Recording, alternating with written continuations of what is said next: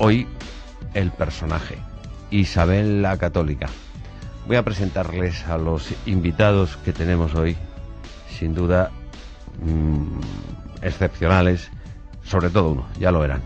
Vamos a empezar por don Vicente Álvarez Palenzuela, que es catedrático de la Universidad Autónoma, catedrático de Historia Medieval. Bienvenido. Así es, muchas gracias. Muchas gracias. Profesor don Luis Suárez, es un honor. Muchas gracias por haber aceptado la invitación. ¿Cuántos años lleva usted estudiando a Isabel la Católica? 50. 50. Don Luis Suárez es catedrático, es maestro historiador, es académico, es Premio Nacional de Historia precisamente por este libro, por Isabel, que ya no es primera, sino Isabel IV, porque va por la cuarta edición.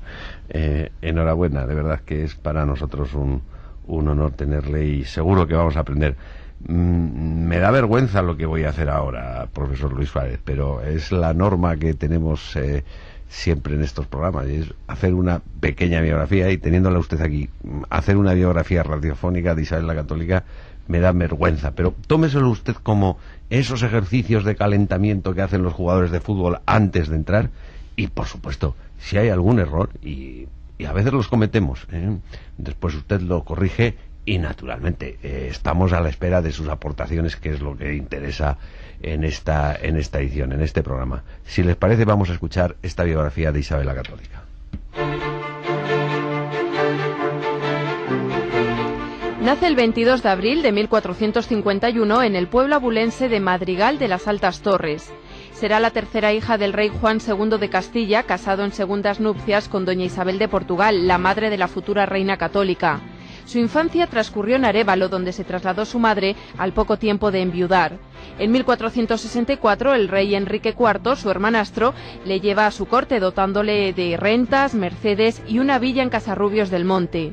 El 19 de octubre de 1469 contrajo matrimonio con Fernando II de Aragón en Valladolid. A la muerte de su hermano Enrique IV de Trastámara, Isabel entabla una guerra con su sobrina Juana la Beltraneja por la sucesión al trono castellano. Su triunfo en dicho conflicto sucesorio coincidió con la unión dinástica de Aragón y su reino. Isabel y Fernando inauguraron en España el Estado moderno. Con ellos finaliza la empresa medieval de la Reconquista, se inició el camino hacia la unidad territorial, que se consumaría con Felipe II, y surgió la monarquía autoritaria con una nueva organización interna. En este sentido, sanearon las instituciones existentes y crearon otras que pudieran servir su autoridad. Por ejemplo, llevaron a cabo la reorganización legal de las Cortes de Toledo, la recopilación de las ordenanzas reales de Castilla, realizada por Alonso Díaz de Montalvo, y la inserción de letrados en el gobierno como parte del Consejo Real y de los nuevos consejos. La nobleza, que acató el triunfo de la Guerra de Sucesión, fue también su colaboradora en el nuevo régimen, viendo consolidado su dominio económico y social y generalizada legalmente la institución del mayorazgo. En un momento de calma internacional, los reyes decidieron terminar con el último bastión musulmán en Europa occidental mediante la conquista del reino nazarí de Granada, que terminó en 1492 y al que repoblaron con más de 35.000 castellanos. Aunque la obra de Fernando e Isabel es prácticamente inseparable, fueron decisiones preferentemente de Isabel el empeño de conseguir la unidad religiosa mediante el establecimiento de la nueva Inquisición en 1478, dirigida en principio contra los conversos que judaizaban en Andalucía y extendida después por todo el reino. También la expulsión de los judíos en 1492, medida complementaria de la anterior que les obligaba mediante decreto a convertirse o emigrar, y la conversión de otras minorías religiosas como los moriscos de Granada, a los que trató de atraer mediante la tolerancia y las predicaciones de Fray Hernando de Talavera. No obstante, al no conseguirlo, impuso los métodos más severos del cardenal Cisneros, provocando rebeliones de 1499 a 1501, seguidas de conversiones en masa al catolicismo. La selección de buenos obispos y la reforma del clero contribuyeron también a reforzar este intento de unidad religiosa. La reina pretendía mantener una buena relación con Portugal a través de enlaces matrimoniales como el de su hija Isabel con don Alfonso de Portugal y a la muerte de este con don Manuel el Afortunado, así como la de su otra hija María de Aragón con don Manuel cuando éste enviudó. Puso gran empeño también en la expansión ultramarina en el Atlántico, que iniciada con Canarias, culminaría con el descubrimiento de América en 1492. Aunque después de las primeras empresas colombinas, ni ella ni su marido, que siguieron protegiendo a Cristóbal Colón, se volcaron en la empresa. Isabel marcó su impronta por el empeño en que se cristianizara a los indígenas y que no fueran esclavizados según las normas jurídicas vigentes. Isabel la Católica falleció en Medina del Campo el 26 de noviembre de 1504, víctima de un cáncer.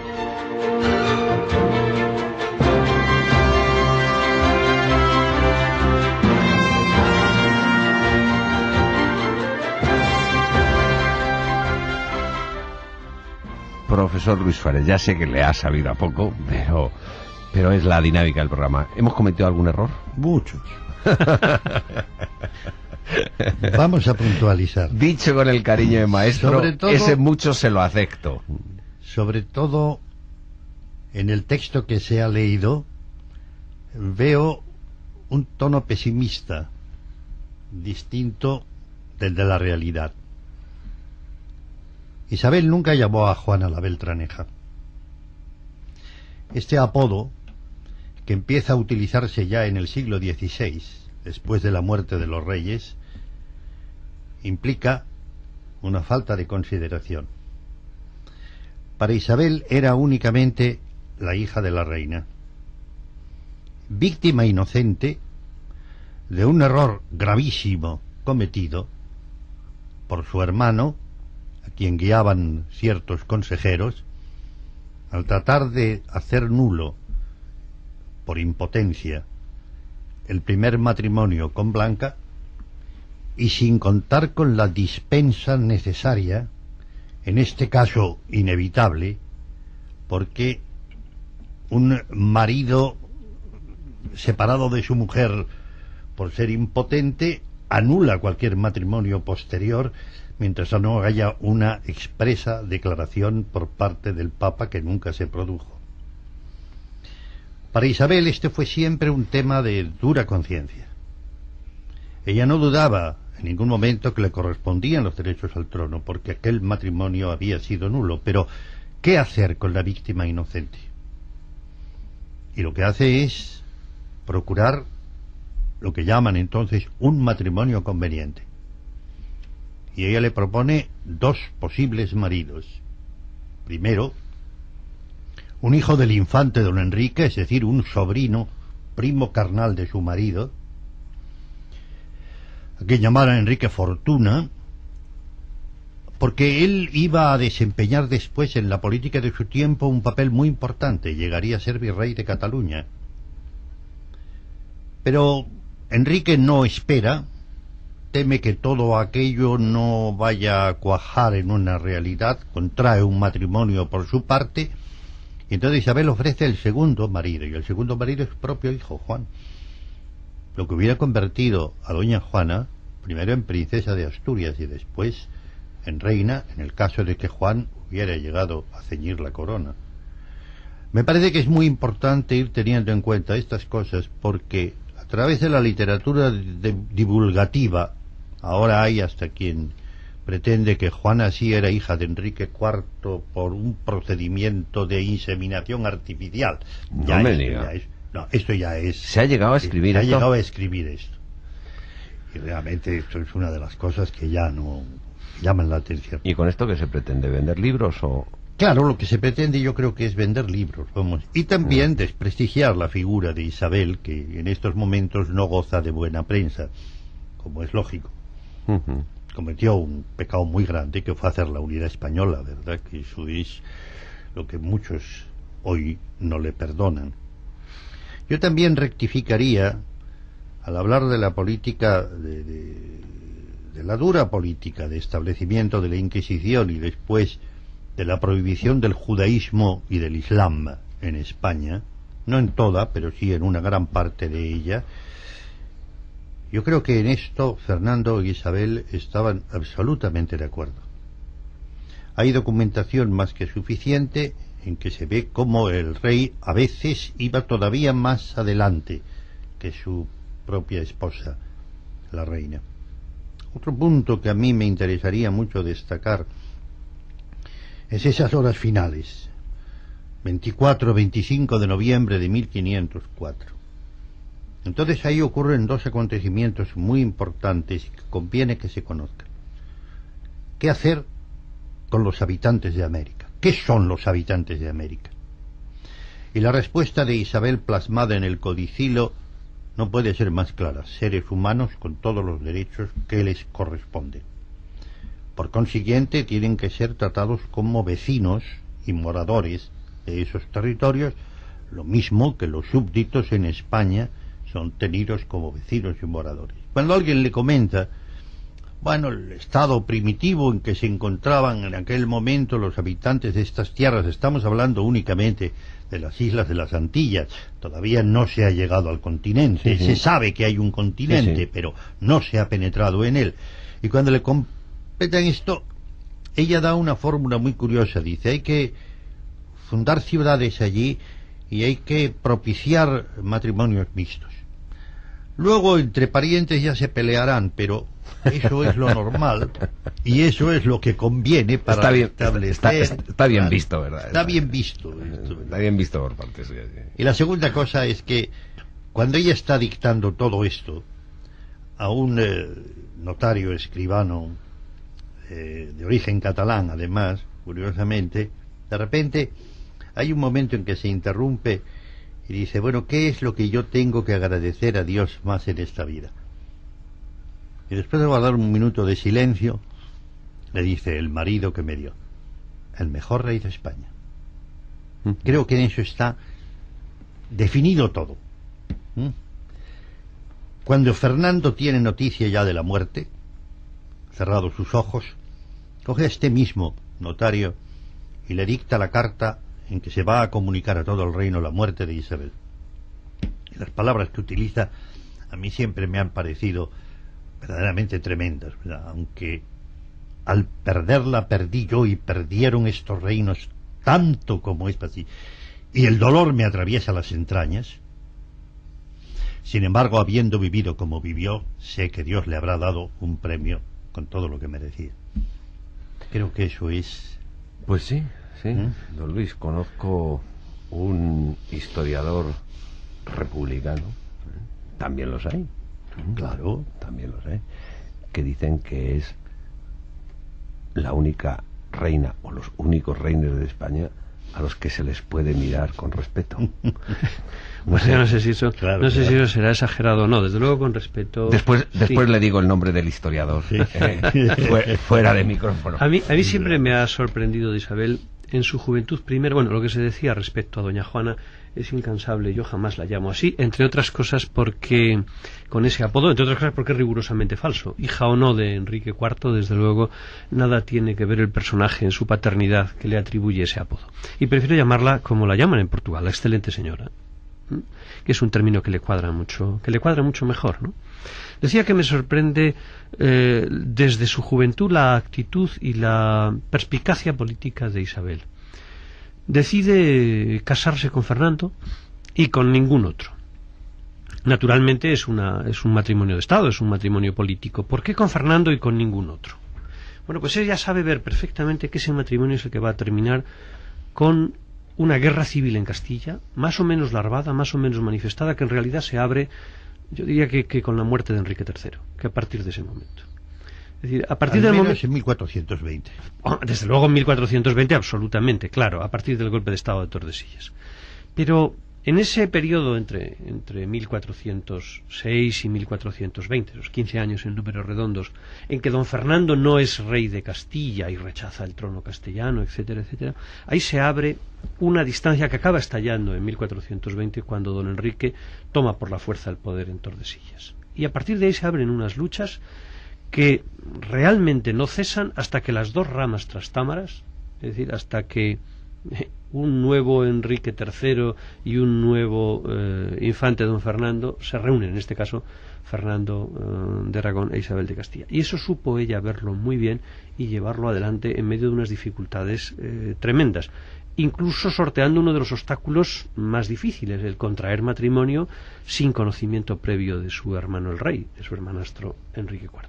Eso sabe hacerlo extraordinariamente bien.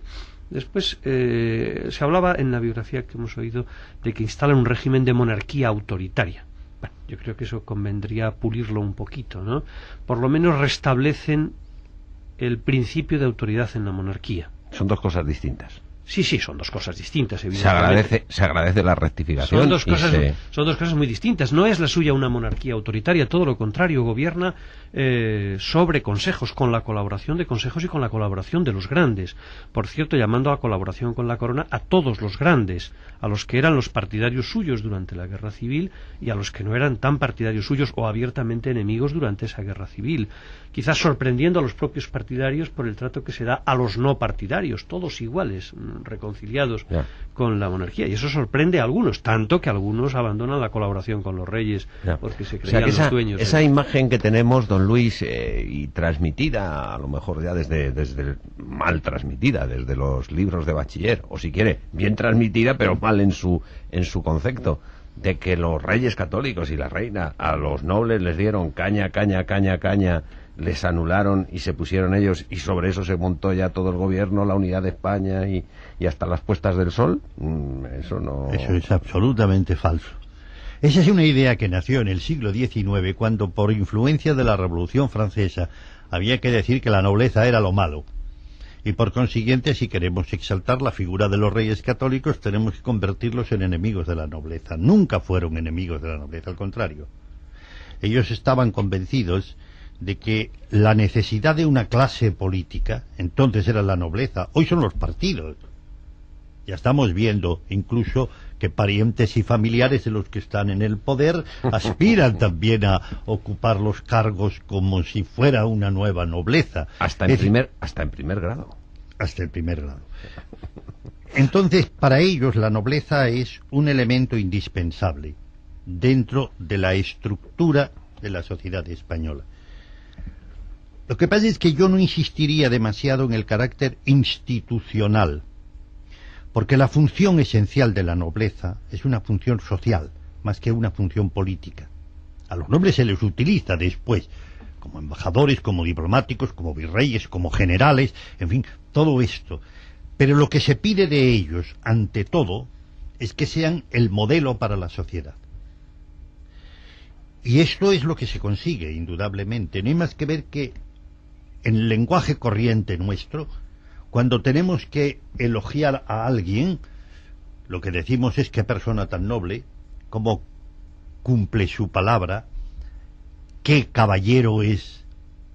Y a las mujeres, cuando queremos honrarlas de alguna manera, las llamamos damas. Entonces es el modelo que la sociedad debe tener delante, y ahí está la primera misión de la nobleza. De ahí que Isabel tuviera mucho cuidado en que los hijos de los nobles, los chicos jóvenes, se educasen en la corte. Bajo su cuidado, bajo su custodia, bueno, bajo sus maestros, para que vayan aprendiendo curiosamente la lección. Y a ese respecto una anécdota muy curiosa. Vamos a decir que Isabel acogió en la corte a todos los hijos bastardos o sacrílegos que andaban por el mundo, los hijos del cardenal Mendoza. Había unos cuantos. Como ahora. E incluso los hijos de su marido. No, digo que como ahora. Bueno, no sé si como ahora. Pero no, las tendencias humanas son, ya sabe usted, universales. Claro. Incluso los hijos de su marido y los hijos de la viuda de Enrique IV, doña Juana de Portugal, que son también, esto está comprobado documentalmente, lo sabemos muy bien. Y cuenta Gonzalo Fernández de Oviedo que en una ocasión Fray Hernando de Talavera, el confesor de la reina, le reprendió, porque decía que con esto lo que venía a hacer era más o menos legitimar el pecado. Fomentar incluso el pecado. Y entonces ella lo que hizo fue llamar a uno de estos pajes, rubio y de ojos azules, hijo del cardenal Mendoza, y cogiéndole así por el cuello y acariciándole le dijo a Fray Hernando: ¿verdad que son muy bellos los pecados de mi cardenal? Bien. Por cierto, muy mujer. Muy mujer. Ahora que me cuenta usted fundamentalmente mujer. Pues hablemos de esto. Bueno, desde el punto de vista O político. sea, porque eso de la camisa vieja... No, bueno, Eso no se sostiene. No, por- cada cosa se ha contado. no se sostiene por ninguna parte. Bueno, pero vamos a por los tópicos, a pincharlos todos, don Luis, ya que le tenemos hoy aquí. Hay uno que ha aparecido también en la biografía que hemos escuchado al comienzo, respecto a la implantación de la Inquisición y la expulsión de los judíos, fundamentalmente. Bien, vamos después, si le parece. Vamos por lo de mujer. Mujer. Incluso desde el punto de vista político. Ella da un paso en la vida europea que después tendrá grandes proporciones. Hasta entonces, la actitud ante una mujer heredera se dividía en dos alternativas: o rechazarla, que era el caso francés, es decir, la ley sálica, las mujeres no tienen nada que hacer, que es lo que después implantará Felipe V en España. Las mujeres no tienen nada que hacer y nos traerá las guerras carlistas, pero en fin. O la otra actitud, que decir, bueno, sí, pueden transmitir derechos, pero ejercer el poder lo tiene que ejercer un varón. Ella rompe con esa norma y establece el principio de que una mujer puede reinar, y está dispuesta a reinar. Y hay un momento en que Fernando el Católico siente un poco de resquemor por esto. Están todos los que le rodean diciendo, bueno, esto, ¿cuándo se ha visto tal cosa? Y ella le convence con un razonamiento muy curioso, que es decir, mira, no tenemos más que una hija y no sabemos si vamos a tener algún varón. A lo mejor todos nacen niñas, ¿quieres desheredarlas? Tú, padre, desheredarías a tus hijas. Y entonces es cuando Fernando se da cuenta y dice, claro que no. Y es cuando se hace la primera manifestación, ya en documentos escritos, de cómo una mujer puede reinar, delegando en el marido una plenitud de poderes, eso sí, pero sin abdicar en modo alguno.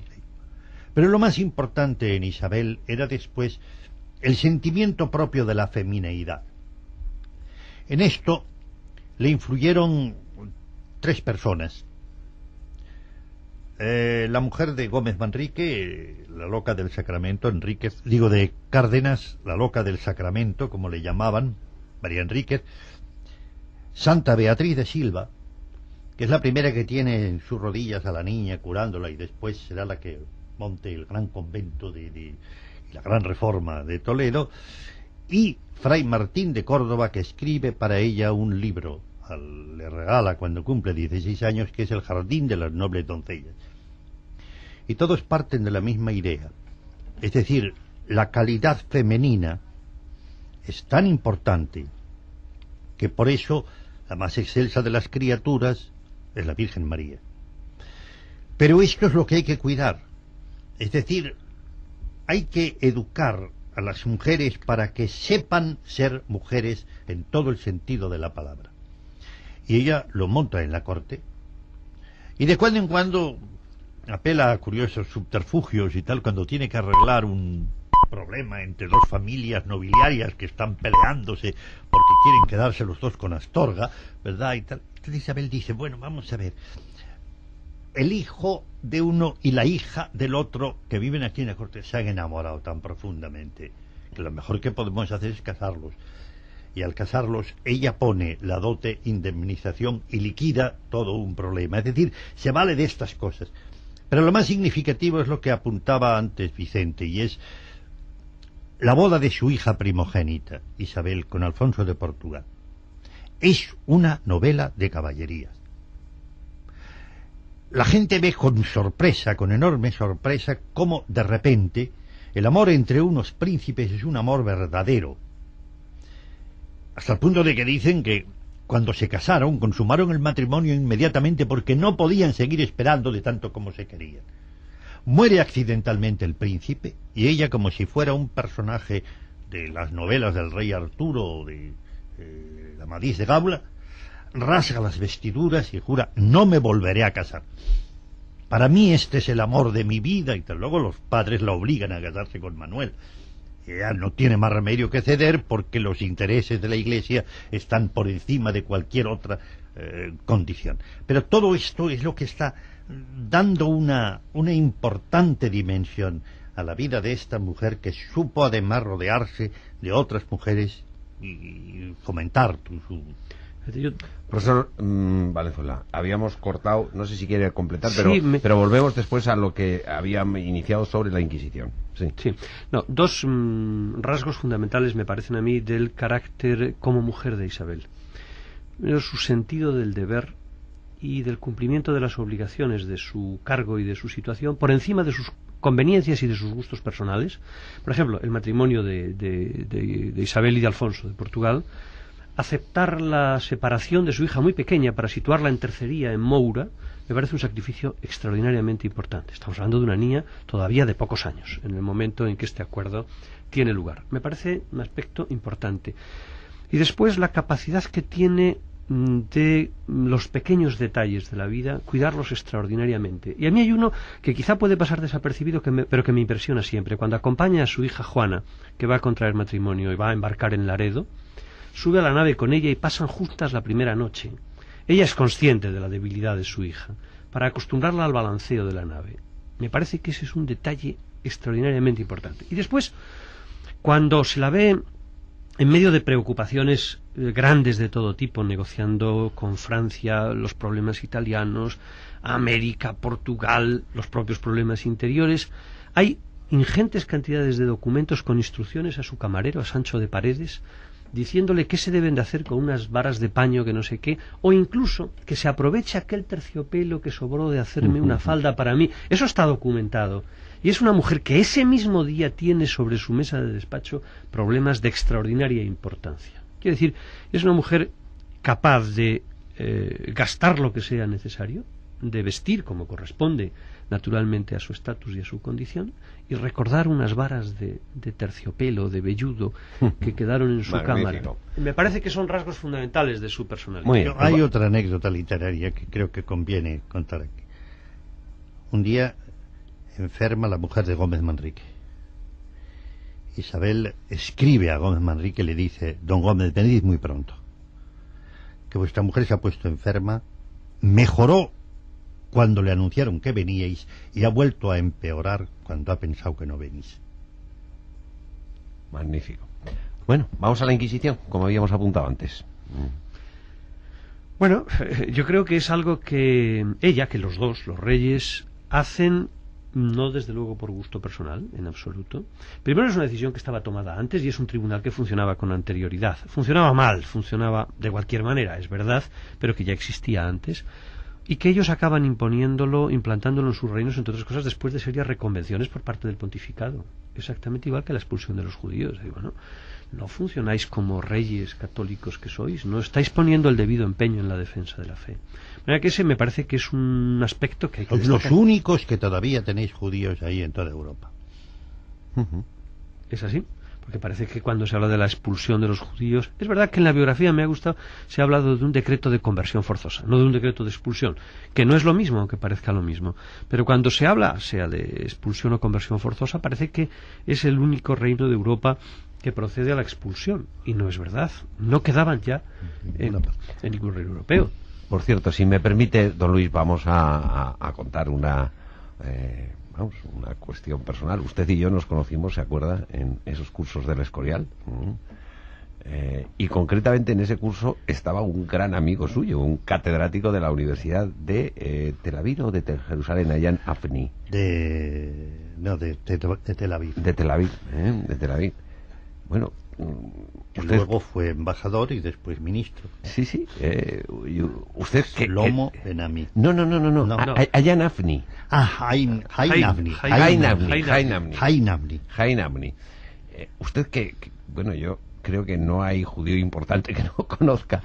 ¿Qué piensan los judíos estudiosos? No, los estudiosos, incluyendo a Netanyahu, ya no ven las cosas de esa manera, sino como, bueno, fue una decisión política, probablemente no acertada. Yo creo que no fue acertada, eso es otra cuestión, pero una decisión política que entra en el juego del tiempo y que es además algo que desde Europa, desde el poder europeo, les están reclamando.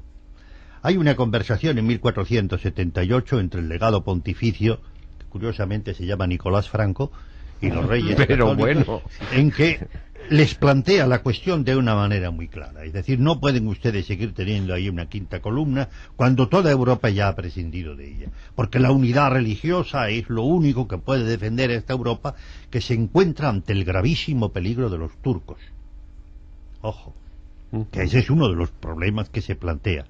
Curiosamente, cuando en la época de Felipe III se decida la expulsión de los moriscos, esto es lo que se tiene en cuenta, que son una quinta columna que los turcos y los franceses también estaban tratando de utilizar para provocar un conflicto dentro de España. De modo que, en fin, es un problema muy delicado que hay que ver con la mentalidad de la época y no con la mentalidad de nuestros días.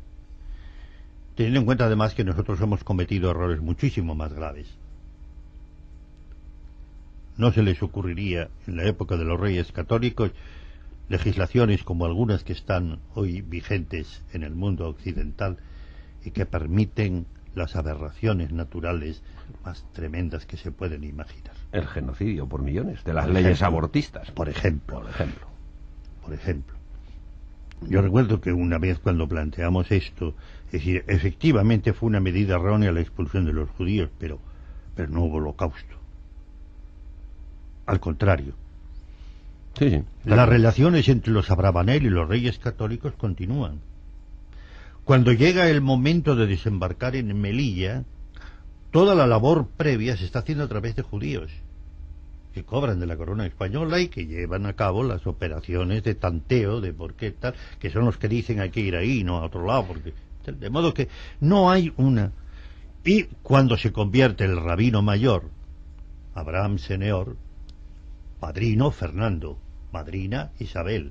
Por algo será. Le llaman Fernando, claro. Resucitan para él el apellido coronel y le hacen 24 caballeros de la ciudad de Sevilla. Bueno, ya más no se puede hacer. Vamos. Está claro. A un judío descendiente de judíos, Andrés Cabrera, le hacen marqués de Moya.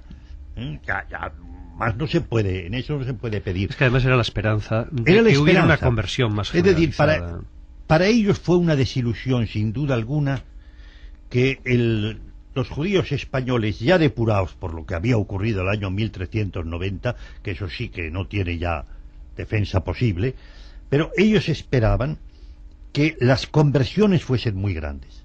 Lo que ocurrió es que, depurado el judaísmo español, tenía una fuerte capacidad de resistencia.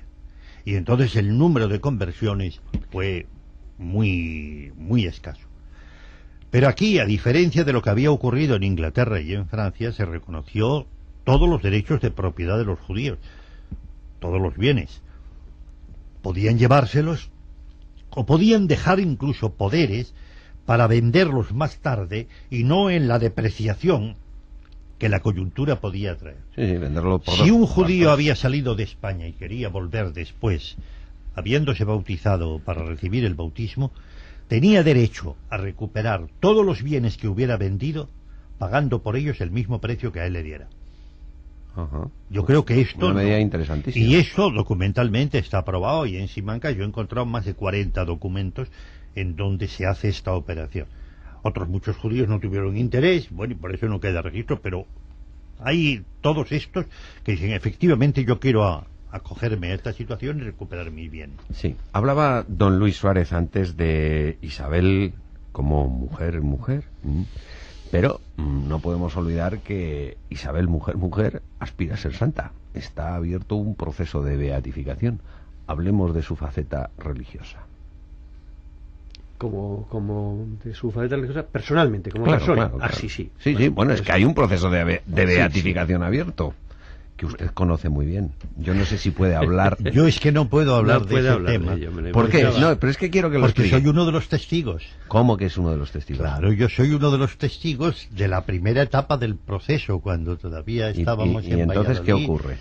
Y entonces ahí es comunión, late sentencias, y yo digo algo de lo que he dicho allí. Ese testimonio tiene que ser absolutamente secreto. Bueno, por eso no quiero hablar de este tema. Pero de su faceta religiosa no relacionada con el... No, ella era una mujer muy religiosa. Eso sí puede contarnos. Sí, de hecho, lo ha contado usted en su libro. Muy religiosa, y además, dentro de lo que es el canal de la Reforma Española, que es la que precede al protestantismo. Es decir, aquí tenemos muchas veces la idea equivocada de que hubo una reforma protestante y después una especie de reacción católica. No, no es así. La contrarreforma. La contrarreforma, no. Desafortunadamente Hubo una sigue reforma. llamándose así, ¿eh? Claro. Los libros de No hay más Claro. que una reforma, que es la reforma católica. Hay una Porque es reforma una revolución. católica, hay una reforma católica, y contra esa reforma católica se alza el luteranismo, porque no reconoce esto.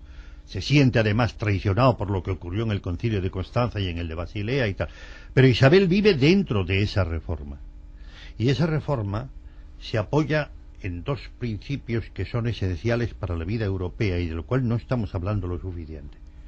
El reconocimiento de que Dios ha puesto en el hombre una capacidad racional que permite el conocimiento especulativo, es decir, saber muy bien lo que es bello, bueno y justo, y la existencia del libre albedrío. Estos son los dos temas que en la literatura del 16 y del 17 van a aparecer a cada instante. Hay más que leer El condenado por desconfiado, o La vida es sueño, o lo que nos dé la gana, o hasta el alcalde de Alamea, vamos, está ahí todo metido. Ella vive religiosamente dentro de esto. Ella tuvo de los franciscanos condiciones que, bueno, como los que pertenecen a la Orden Tercera. Estuvo sumamente vinculada a los jerónimos. Tenía una celda en Guadalupe, desde la cual asistía a misa y asistía a los oficios, y ella la llamaba mi paraíso. Ella es una protegida de los dominicos. Bueno, y ella es la amiga íntima de Beatriz de Silva, vamos a decir que no puede decir nada más. Le regala el Palacio Real de Toledo para que se meta allí con sus monjas, ¿no? Yo creo que eso sí se puede decir y se debe decir.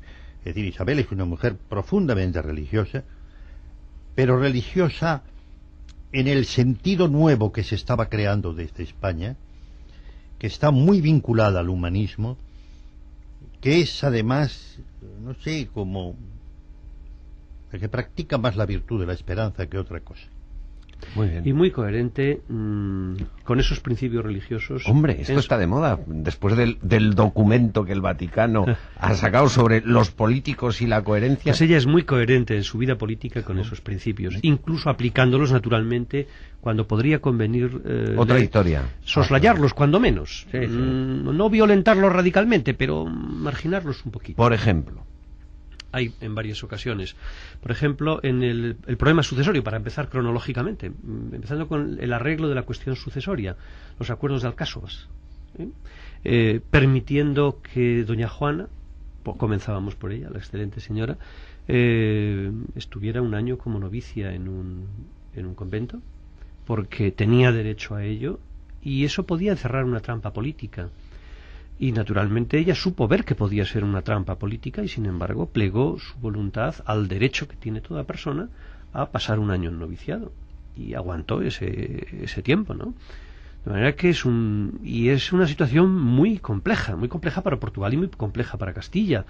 Digamos, con la Casa de Braganza enemiga en ese momento, ¿verdad?, de una hostilidad tremenda con la monarquía portuguesa y sin embargo siendo la custodia de los príncipes y por lo tanto del futuro de ambas monarquías. Era una cosa muy seria y muy grave. Muchos años después, llamando a doña Juana y a su esposo a la herencia de los reinos de Castilla, que ciertamente ella estaba perfectamente informada del tipo de vida que llevaba doña Juana gracias a su ínclito marido, y sin embargo el derecho está por encima de las conveniencias y les llama a reinar, que vengan, que son los príncipes de Asturias.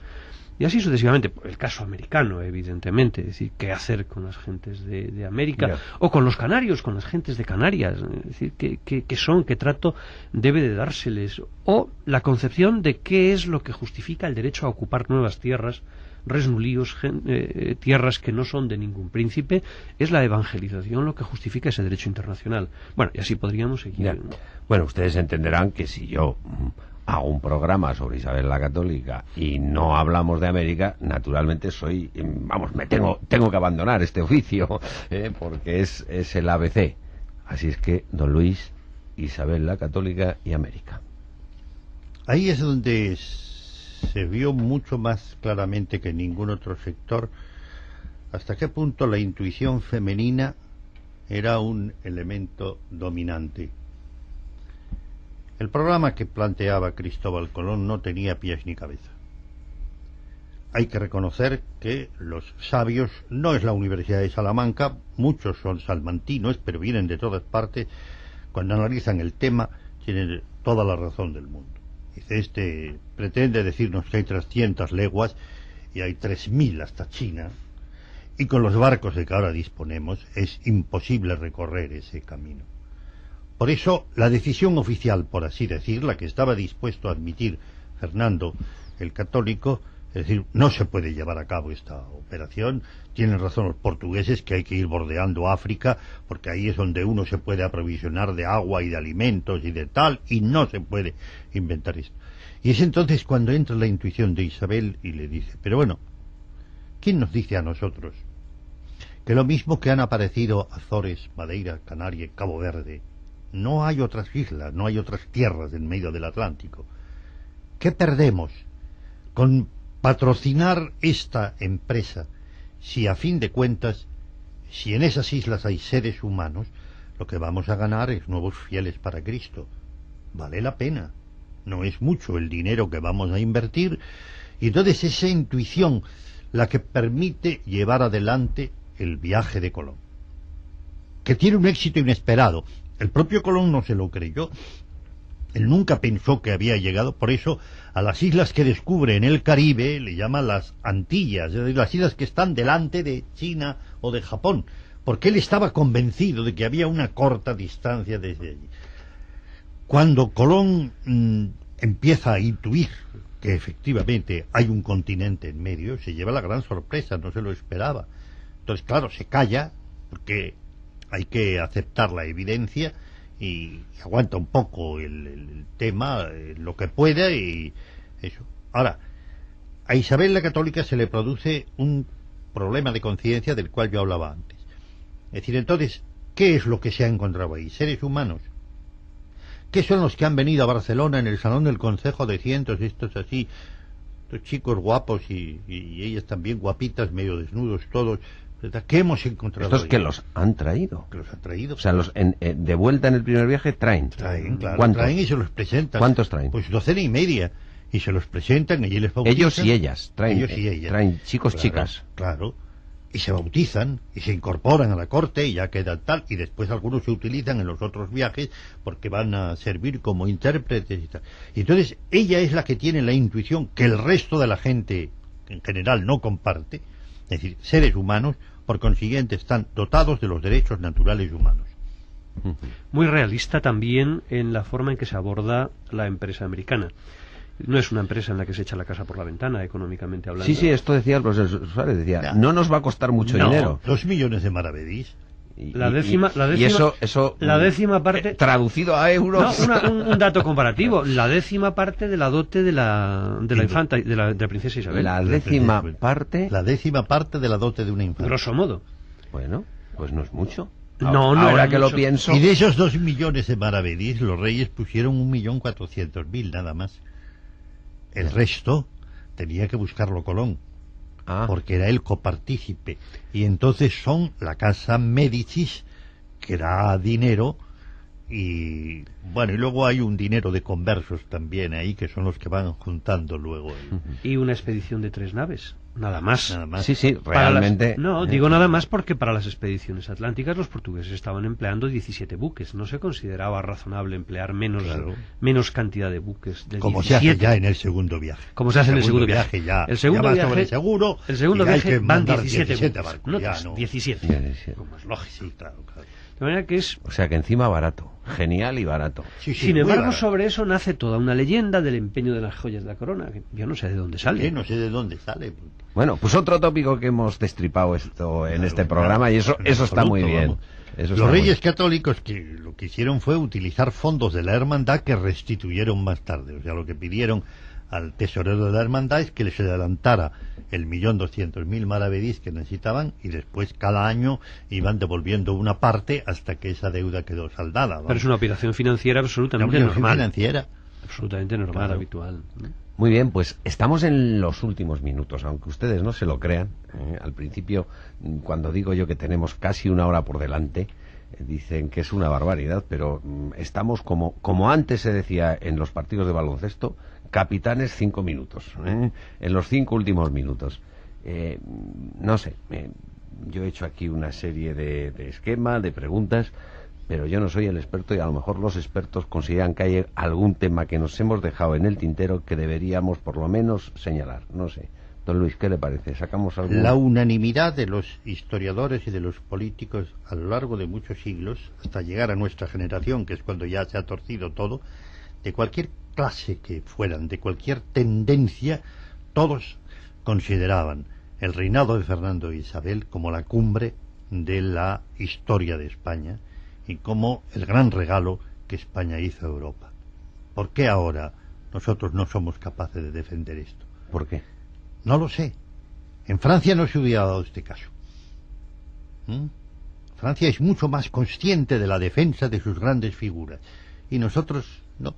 Empezamos a remolonear y tal, y a no reconocer esto, como si hubiera sido una época de la cual no tenemos que gloriarnos, no hubiera sido tan importante como en realidad fue. La gente de su época sí lo vio. No hay más que ir a la portada de las escuelas de Salamanca y ver lo que allí en griego escribieron. La universidad a los reyes a la universidad y la universidad a los reyes. Isabel la Católica asistió algunas veces a la colación del grado de doctor en Valladolid. Ella, el enorme interés que tenía por el saber, por la cultura, por la ciencia, por todo lo que significa la universidad.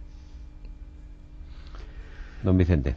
Sí, naturalmente, realmente hay que suscribir eso, ¿no? La no valoración reciente del reinado de los reyes. De hecho, no hace tantos años, yo creo que se minimizó hasta casi el absurdo la celebración de 1492. En 1992. ¿Cómo que se minimizó? ¿Se atacó? Bueno, yo lo quería decir de una manera más suave. Pero las cosas son lo que son. De una manera más suave. Hicimos incluso del descubrimiento un encuentro entre culturas. Sí, esa era la vergonzosa... Cosa que yo no conseguí entender nunca, ¿no? Porque el encuentro hubiese requerido efectivamente una salida por parte... Pero montamos una expo. Bueno, pues estupendo. Sí, que nos salió, por cierto, muy bien. Bueno, sí, cuando las cosas se administran de aquella manera... No tiene nada que ver con lo que por eso digo, ¿no? Tratando, incluso, ¿no? bueno, pues sobre la figura de la reina se tejen las más disparatadas leyendas o los más absurdos datos sacados de nunca se sabe qué archivos, ¿no? Y eso es incluso Fernando, ¿no? Incluso una película reciente no les trata nada bien. Se hace un análisis... ¿Cuál de ellas? Sobre Doña Juana. Doña Juana. Juana la Loca, la figura de Isabel casi hombruna, viriloide, ¿no? Aparece en las sombras. O la figura de Fernando, que parece un bárbaro campesino sacado del monte recentísimamente, en sus fugacísimas apariciones. Ya sabe usted que la ignorancia es muy atrevida. Sí. Sí, yo no sé por qué razón, porque además... Bueno, pues por ignorancia. O sea, ya se lo digo ya a usted. Porque Fernando hemos hablado de Isabel, que es el hay programa, una evidente. muy buena película. Lo que pasa es que cinematográficamente, claro, es tan raro que es el monólogo, este monólogo que se ha hecho acerca de Isabel. Ahí es en donde se hace el retrato psicológico de la reina, que yo considero más acertado de cuanto se ha visto en cine. Vamos a ver si para 2004 se hace alguna cosa que valga la pena. Lo dudo. Bueno, está hablando de algo que sabe y que es un experto de cine. La gente no sabe que don Luis Suárez de cine lo sabe casi todo. Casi todo, ¿no? Es el creador de una semana internacional de cine. No, de la cátedra de cine. No, y de una semana también responsable. Bueno, de la semana nació la cátedra. Yo no era más que un miembro Semana más. Internacional de Cine de Valores Humanos. Bueno, exacto, entonces era de valores humanos, no, de valores religiosos y humanos. Religiosos y humanos, esa era la denominación oficial de la semana. Hoy, cuando tuvimos allá a Charlton Heston, por ejemplo, ¿verdad? Qué experiencia, y a Fellini y a tal. Para mí fue una experiencia inenarrable, vamos. Muy bien. ¿Algún otro aspecto? No, realmente. Nada más yo iba a decir únicamente que hemos hablado de Isabel, puesto que este era el objeto del programa, pero que ciertamente Fernando fue un hombre que estuvo absolutamente a la altura un hombre de un tacto político extraordinariamente grande. El mejor regalo que Dios le hizo a Isabel. Eso decía ella. Eso decía ella, por tanto no vamos a contradecirla, ¿no? Bueno, hemos hablado de Isabel y poco, porque en una hora de programa se nos quedan necesariamente muchas cosas en el tintero, pero bueno, ahí está esa espléndida, esa magnífica biografía de Luis Suárez sobre Isabel I Reina. Ese es el título exacto del libro que ganó en su momento el Premio Nacional de Historia, editado por Ariel, y que seguro, porque ya va por la 4ª edición, seguro que muchos de nuestros oyentes que nos han escuchado podrán ahí completar lo que por falta de tiempo no hemos podido decir. Don Luis, don Vicente, muchísimas gracias. A ustedes decirles y reiterarles una vez que ha sido un honor tenerles aquí. Dina del Campo, el 26 de noviembre de 1504, víctima de un cáncer.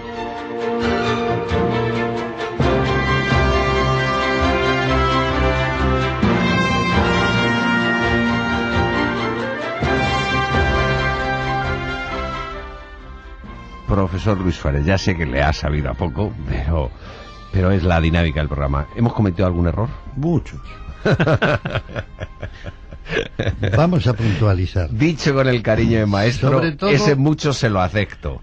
Sobre todo, en el texto que se ha leído, veo un tono pesimista, distinto del de la realidad. Isabel nunca llamó a Juana la Beltraneja. Este apodo, que empieza a utilizarse ya en el siglo XVI, después de la muerte de los reyes, implica una falta de consideración. Para Isabel era únicamente la hija de la reina, víctima inocente de un error gravísimo cometido por su hermano, a quien guiaban ciertos consejeros, al tratar de hacer nulo, por impotencia, el primer matrimonio con Blanca, y sin contar con la dispensa necesaria, en este caso inevitable, porque un marido separado de su mujer por ser impotente anula cualquier matrimonio posterior, mientras no haya una expresa declaración por... 2 de abril de 1451 en el pueblo abulense de Madrigal de las Altas Torres. Será la tercera hija del rey Juan II de Castilla, casado en segundas nupcias con doña Isabel de Portugal, la madre de la futura reina católica. Su infancia transcurrió en Arévalo, donde se trasladó su madre al poco tiempo de enviudar. En 1464 el rey Enrique IV, su hermanastro, le lleva a su corte dotándole de rentas, mercedes y una villa en Casarrubios del Monte. El 19 de octubre de 1469 contrajo matrimonio con Fernando II de Aragón en Valladolid. A la muerte de su hermano Enrique IV de Trastámara, Isabel entabla una guerra con su sobrina Juana la Beltraneja por la sucesión al trono castellano. Su triunfo en dicho conflicto sucesorio coincidió con la unión dinástica de Aragón y su reino. Isabel y Fernando inauguraron en España el Estado moderno.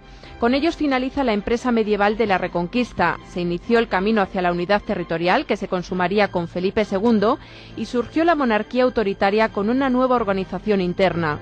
En este sentido, sanearon las instituciones existentes y crearon otras que pudieran servir su autoridad. Por ejemplo, llevaron a cabo la reorganización legal de las Cortes de Toledo, la recopilación de las ordenanzas reales de Castilla, realizada por Alonso Díaz de Montalvo, y la inserción de letrados en el gobierno como parte del Consejo Real y de los nuevos consejos.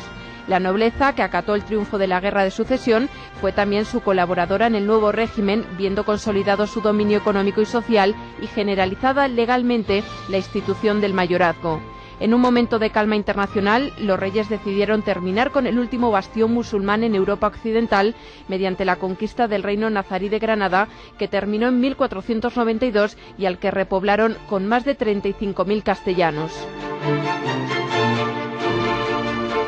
Aunque la obra de Fernando e Isabel es prácticamente inseparable, fueron decisiones preferentemente de Isabel el empeño de conseguir la unidad religiosa mediante el establecimiento de la nueva Inquisición en 1478, dirigida en principio contra los conversos que judaizaban en Andalucía y extendida después por todo el reino.